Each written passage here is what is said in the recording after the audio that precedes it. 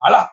Maintenant, comment on les finance? Il faut augmenter ce qu'on appelle l'inflation. Il faut faire en sorte que les prix explosent et donc que les produits, quoi qu'il arrive, c'est-à-dire nous, on récupère beaucoup de produits de l'extérieur où la production, il est toujours égal à 1. Voilà. Il est égal à 1.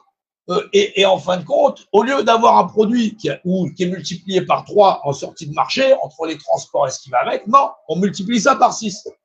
Ça double d'office, ça double les gains à la fois pour les sociétés et ça double aussi pour la TVA. La TVA, elle est doublée parce qu'en fin de compte, l'État, il récupère plus d'argent. Et pour beaucoup de choses, c'est comme ça. C'est pour ça que l'inflation en France, elle est galopante.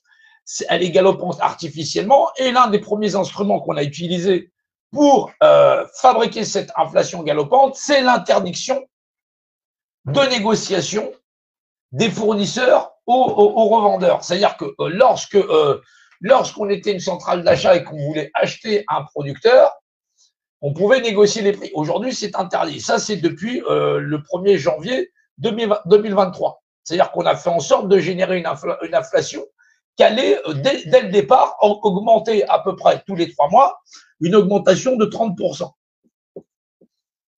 Oui, vous avez vu passer l'année dernière dans les journaux le fait que on allait avoir 30% d'augmentation à peu près. Et c'est ce qu'on peut remarquer à la fois sur les transports, le prix des transports, c'est ce qu'on peut remarquer aussi à la fois un petit peu dans tout le coût de la vie, et surtout par exemple au niveau de l'énergie bleue, c'est-à-dire l'électricité, le gaz et l'électricité. Et l'électricité